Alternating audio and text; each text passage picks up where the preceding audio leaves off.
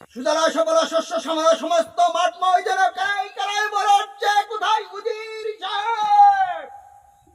哎呦我的妈！ ওই যে আসিস প্রহরীকে পাঠিয়ে দে। আদেশ করেন জাহাপানা হুজুর। সেনাপতি সেনাপতি সাহেব,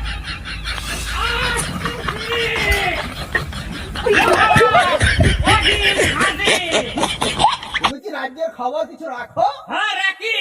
আমার রাজ্যের প্রজাদের খবর কি তারা খেয়ে না খেয়ে কোথায় কি করছে কি বাদ করছে শুনতে পাচ্ছি দেশে নাকি আকাল পড়ে যাচ্ছে। হ্যাঁ মহারাজ, এই জন্য গরিব মানুষ দেড়িয়া যাও বান্দা নদীতে ফালে দিছি, আকালের আগে এরা মরে যাক, না খেয়ে মরার চাইতে। ঠিক আছে তুমি তো ভালো কাজ করেছো, কিন্তু এখন আমার সমস্যা হলো আমার মেয়ে একটি মেয়ে আছে ওরকে বিবাহ দিতে হবে, সেদিকে তো তুমি নজর রাখছো কিছু? 哎呦我的妈！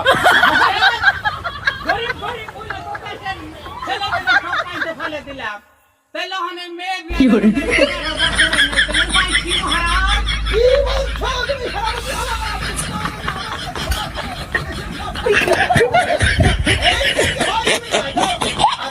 আদেশ মান্য করনি কেন?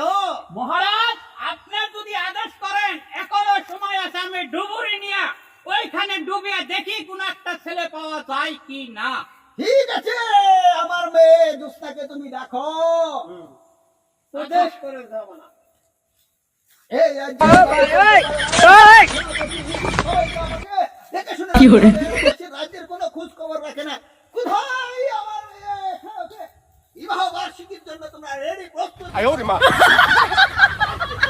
ছেলে নাই যে আমার মেয়েকে বিয়ে করবে, তুমি নদীতে ভাসিয়ে দিয়েছো কেন?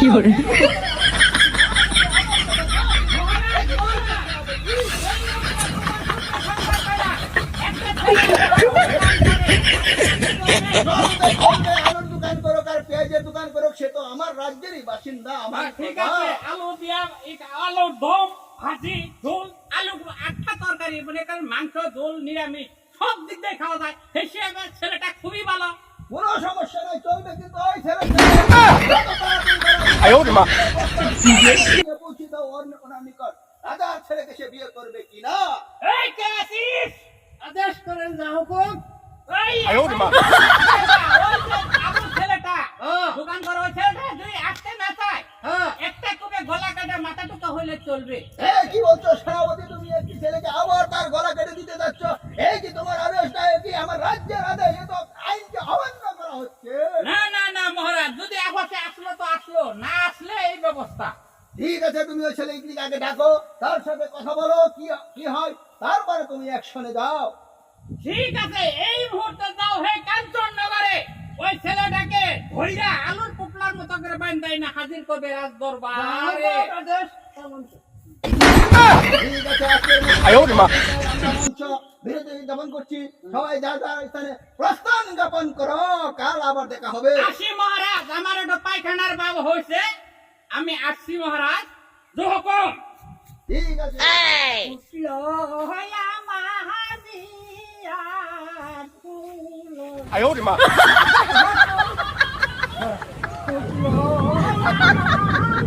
哎呦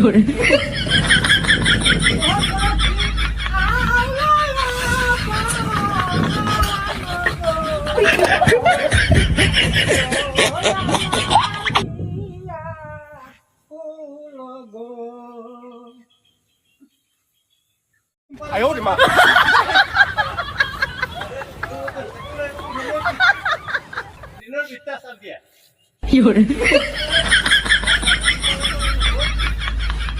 আমি তো কাউকে খুঁজ পাচ্ছি না, খাবার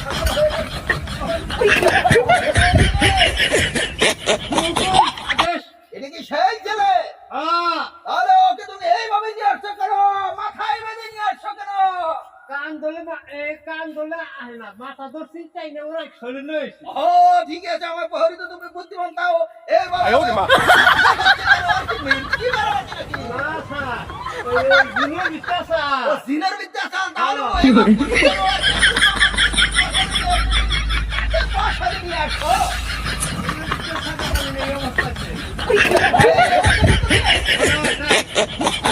কিসের ভয়?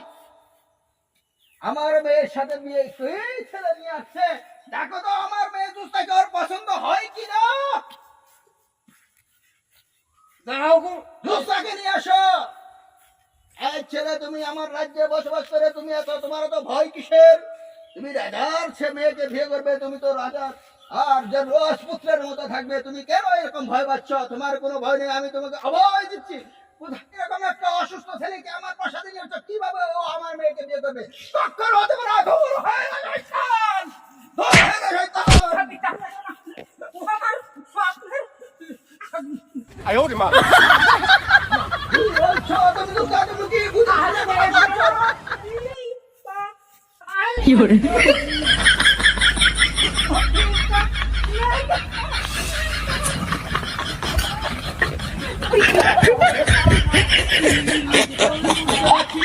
তুমি কি বলছো? আমি তো বুঝতে পারছি না।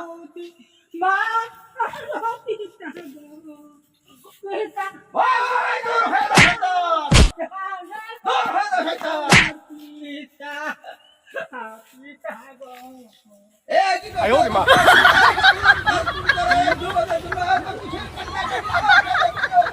কি করে তুমি স্বামী হিসেবে কি করে?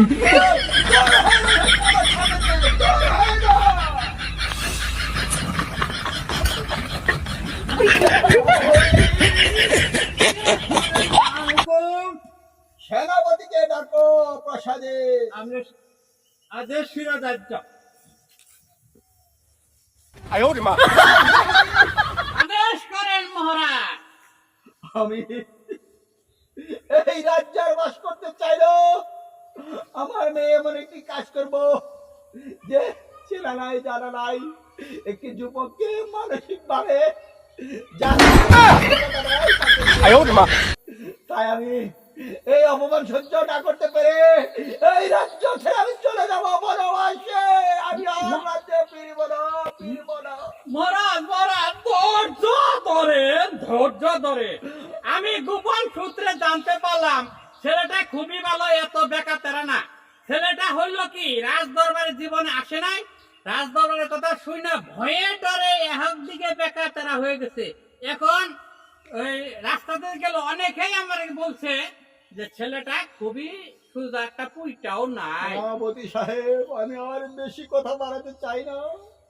আমার অন্তরে যে হিট লেগেছে, আমি এই প্রাসাদ এই রাজ দরবারে থাকবো না, আমি বনবাসে চলে যাব। তাই তুমি আমার মেয়ে কন্যা সন্তান সবাইকে নিয়ে রাজ দরবারে বাস করো। আমি এই দেশ ছেড়ে এই প্রদেশ ছেড়ে চলে যাব। যাহা আপনার ইচ্ছা মহারাজ। মহারাজ বাই সেনাপতি। 哎呦我的妈！